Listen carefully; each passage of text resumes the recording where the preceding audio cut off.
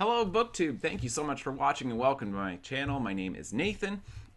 I am doing the BookTube Real Talk tag. So I was kinda, sorta tagged by Steve Donahue in this. I say kinda, sorta because he didn't really tag me. I watched his video in where he did his BookTube Real Talk tag, and then I commented on it, and then he did not tag me at the end of his video or in the video description. Instead, he responded to my comment and then said, "Consider yourself tagged." So here I am, in afterthought. Question number one: what's something nobody told you about BookTube before you started your channel? How tags work, and I still don't know. I feel like this is mostly my experience so far with BookTube. I mean, I've been watching BookTube for a while, but there continue to be these things that happen on it where I'm like, oh, that's a thing. I didn't realize that. It feels very much like being at some kind of big event, like a wedding, and I'm on the dance floor and this song comes on, and clearly this song has got prearranged steps. Like everyone somehow knows all of the steps to this song, and I have never heard the song before at all. So I'm just kind of paying attention out of the corner of my eyes to what everybody's doing, but I'm kind of half a step behind the entire time. And I'm pretending like I'm keeping up, but I'm not keeping up. So that's basically my experience with BookTube so far. But that's fine. So tags, I don't really know how they work. As best I can tell, what I'm supposed to do is I need to be constantly watching everybody's videos all the time, because it's possible at any point that they could tag me at the end of their video in a tag video or in the video description. Then I will get tagged that way. And if I don't watch the video, or if I don't watch all the way to the end, or if I don't look at the video description, then I will not know that I've been tagged in this. And I can tell you this, that this fills me with a lot of fear. So I'm Canadian, and if you did not know this, Canadians are notoriously, famously, infamously, depending on your perspective, we're very polite people. At least we try to be. The idea that I am being rude or impolite in some way, that I am snubbing somebody, that they have tagged me and I'm just ghosting them, I'm pretending as though I did not hear them call me out or I didn't feel the tag on me. We're constantly playing a game of tag, but sometimes other things come up. Sometimes I'm just not able to watch all of these videos. And so it's like a game of tag that never actually ends, and I don't know how you ever call a timeout. So I think I'm just going to be uncomfortable forever. But that's fine. That goes beyond BookTube. I'm just generally uncomfortable.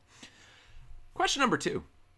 What is your opinion on typical BookTube videos, wrap-ups, TBRs, hauls, etc.? My feelings are, if you enjoy those videos, then that's great. I'm certainly not going to yuck your yum. If you enjoy those videos, then that's great. Good for you. Go ahead and enjoy them. Personally, I don't watch a lot of them. I do watch some. I find that they're not enough for me. I like really long, intensive analyses of a text where you get into a pretty deep examination of a text, a deep critical examination of it. My happy place, generally speaking, is in a lecture, right, by a professor who is going on doing a close analysis of a text for quite a while. I really, really enjoy that. So wrap-ups and TBRs and hauls, while they're enjoyable and I like hearing about books, I really want to know a lot more about the content, and I just want more. So I find that they're not enough for me. With that being said, I still watch them. It's just they don't satisfy my appetite, right? Question number 3. What is an assumption you had about BookTube before you joined? Was it proven to be correct or not? So my assumption was that BookTube was a very positive, supportive community where people generally are really nice and kind to each other and are very generous with their praise and encouragement, and that's absolutely proven to be correct. It's surprising because this is the internet, and it's kind of hard to believe that there's a community on the internet that is that positive, that is not filled with toxicity and negativity and troll behavior. If you look at big channels, small channels, the ratio of likes to dislikes is incredibly positive, and the comments are incredibly positive, and that seems to be a pretty rare thing. There are just so many communities online where that is just not the case, and I wasn't really worried before I started my channel thinking that I was going to find a lot of negativity. I thought, no, I think I'm going to have a generally pretty positive response to my videos, and that's absolutely happened. I'm sure that now that I've said that, I'm going to get a whole bunch of people who dislike the video and leave all these negative comments below, and honestly, that's probably kind of funny. So, if you want, you can do that. But that doesn't seem to be the case with BookTube in general. Question number 4. What is something you've done that has actually helped grow your audience? I love the way this question is phrased, especially the word actually in there. There's a level of incredulity in that. Like Alyssa J, who wrote the original tag, she did the original tag video, and I'll post a link below for this. It's like she was looking at my channel and she's like, no, actually, how did you get any subscribers? Like, she just can't quite believe that I have any. And I'm like, fair point. I don't know. That is a fair point because it does kind of defy explanation. The thing that seems to have worked is the BookTube newbie tag worked, and I've posted a couple other videos where they're not attached directly to a text. They're not directly attached to a particular book.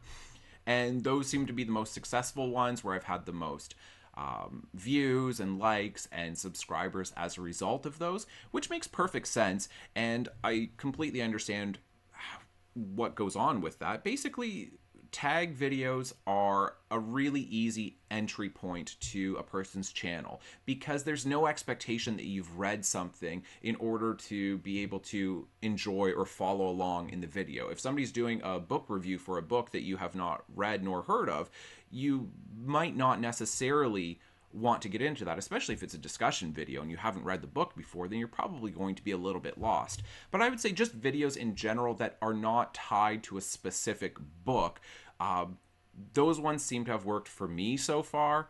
Again, it is kind of surprising that I have subscribers, but anyway, there we are. So, like I say, I love that word actually in there. Question number 5. What is a common mistake you see new booktubers making, or one that you made?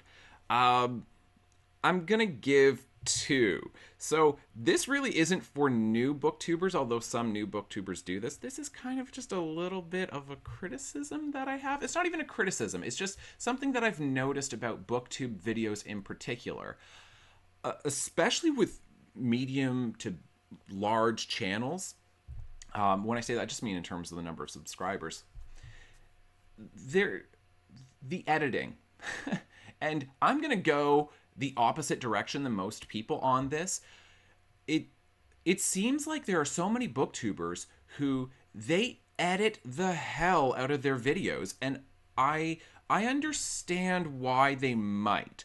That there is sometimes, like, it can be difficult to speak, especially to speak publicly, even though there's nobody actually in front of you. But when you know that you're going to be posting a video on the internet, then that can make you nervous, and, you know, your tang can get tangled, so to speak, right? Your tongue can get tangled up.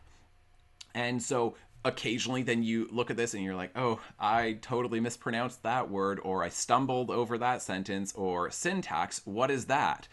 But I think that people are far more forgiving than you might realize. And the editing, and what I mean when I say a lot of booktubers edit the hell out of their videos, I mean, there's not even any pauses between words sometimes, and you'll see it within a sentence. Sometimes there will be 2 or 3 cuts within a single sentence. And I'm not turned off if somebody has to collect their thoughts, if they hesitate, if they breathe. That's perfectly fine. I know how human beings speak, and I'm actually quite comfortable with the normal rhythm to human speech, including having all kinds of idiosyncrasies within speech, having little hesitations or pauses, things like or like if you're struggling to figure out exactly what you want to say. I'm not saying that that is the most eloquent way of speaking, but I think that BookTube, because it is a supportive and positive community, I think it's much more relaxed, and you can be a lot more comfortable than that. You don't have to worry that much about making mistakes. It's fine. We all make mistakes, especially when we're speaking.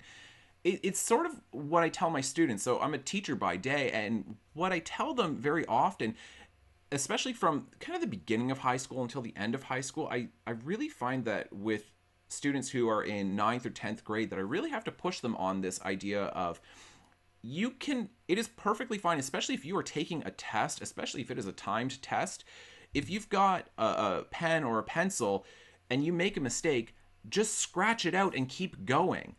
But you'll see students who waste time on a test and they'll have whiteout and they're trying to make it perfect, or they will get their pencil and they'll try to erase it. And I mean, that just makes no sense. It makes so much more sense to just cross it out and move on. You don't need to hide the fact that you misspelled a word or that you made a mistake. And I think that's the case with a lot of BookTube videos. I'm not saying that you shouldn't edit, because if you want to edit, that's fine. And if that's what allows you to be comfortable on BookTube, then that's perfectly fine. I just think that you maybe don't need to edit that much. It's okay if there are occasionally little errors in the way you speak. I don't think that that's gonna really turn off anybody. If anything, it's gonna make you a little bit more approachable. So that'd be one thing. And the other thing that I would say for a common mistake, it would be the fear that you have to do what's popular. And honestly, do what you enjoy. You're already going to be, if you are still a student, whether you're in high school or in college and university, if you are a student, you're already going to be required to do reading that you very likely don't necessarily want to do. That there's going to be some reading that you just don't want to do. So you're already going to be forced into doing activities that you don't particularly enjoy. And then beyond that, if you're already working, then you're definitely reading stuff that you don't want to read. And you might say, I don't read books for a living. And it's like, you read reports, you're looking at Excel charts. I mean, you're reading in some way. That is all a kind of literacy. And so you're already doing unpleasant reading. So BookTube should be pleasant reading. You shouldn't do a video if you don't want to do a video. I mean, I think it's as simple as that. And don't think that you need to chase after the views and do necessarily what's popular. Because if you're doing that, I don't think you're going to enjoy it as much. At least that's my opinion on this. You can certainly ignore that, as most people do. All right, the next one, number 6. What are your thoughts on working with publishers and sponsorships? I don't really know what this means. I mean, I've got some sense of what it means, but working with publishers, well, in what way? If you are a more successful booktuber and you are receiving advanced reader copies of a book and you're getting this for free in exchange for an honest review, particularly if there is no obligation of doing a review, then there's absolutely nothing wrong with that.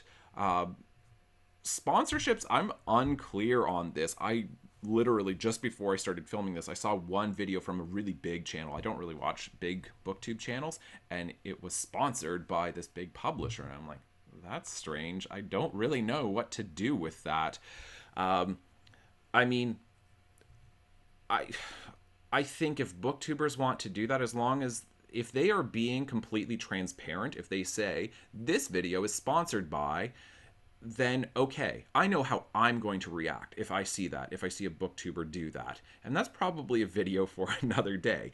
But essentially, I'm going to be more suspicious of anything that they say. The second I know that they're being sponsored, then there's going to be a level of suspicion involved in my viewing of the video. I'm just going to question everything that I hear. I'm going to think, are these your own thoughts, or are you reading ad copy? Because I don't know if this is being sponsored in some way. And if it's ad copy, I really have no interest in this. I get advertised to enough in every other aspect of my life. And I'm not saying it's wrong. I'm just saying I'm going to be suspicious if it is sponsored by something, but not everybody's going to feel that way. And then any other kind of relationship with a publisher, because Steve Donahue in his video, then he talked about really shady stuff that could go on where you are being paid, like a booktuber is getting paid to say something favorable about a book that they have received, or they're getting paid to do a glowing review. And that, of course, and especially like, I mean, if you're not even being transparent in any way about that, and you're presenting it as though these are your honest thoughts, that is just, I mean, you could watch Steve Donahue's video, but I essentially agree with what he says in that case. It's gross, it's wrong, and why would you do that to your own credibility? I don't get that. But if you're receiving advanced reader copies in some way, or if you're getting sponsored and you're completely transparent about all of this and you are being honest the entire time, or even if you are reading ad copy, but you just say, I'm reading ad copy, I don't know if a publisher would be happy about that. I'm just saying that transparency goes a long way. But if you're trying in any way to be devious about this, then of course that is that's not okay, and that's just a bad thing to do, right? And I think you're just going to lose subscribers and people, and rightfully so. Question number 7. Do you think BookTube is dying?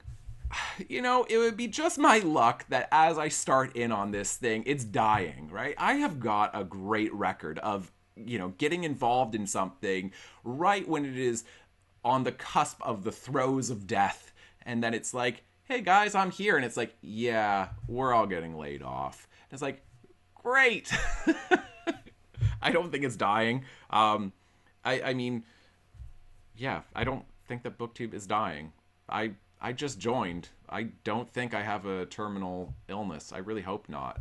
And plus, there's a whole bunch of other people who have just joined. I'm sure we are going to continue making videos. And even if there's a certain wave of BookTube that is dying out, or in some way that there are some booktubers who are no longer doing it, I don't really know if that's happening, or if there are particular trends in BookTube that seem to be dying out. It's like, well, all of that stuff might be true, but that doesn't mean that BookTube is dying. So no, I don't think that that's a thing. Although if it is, like I say, it would be just my luck. All right, tag my friends. See, I'm not going to do this because I'm very concerned that I might put somebody else in the position where I tag them and then they don't necessarily watch this video, and then eventually they realize that they did get tagged in this, and they're going to be like, I snubbed him and he was angry with me the whole time. And yes, I was. How dare you? How dare you for that impolite thing that you've done? So how about I do it this way? If you're watching this video and you're a booktuber, hi friend, you're tagged. You! That's right, you watching this video right now who has a BookTube channel who has not done this tag already. If you've done it already, then you're not my friend. Is that what I mean to say? Yes, that is what I mean to say. You are not my friend. And anybody who does not have a BookTube channel, you are not my friend either. I am only tagging my friends, which would be booktubers who have BookTube channels who have not done this tag. All right, I hope you enjoyed. Thanks so much for watching. Bye.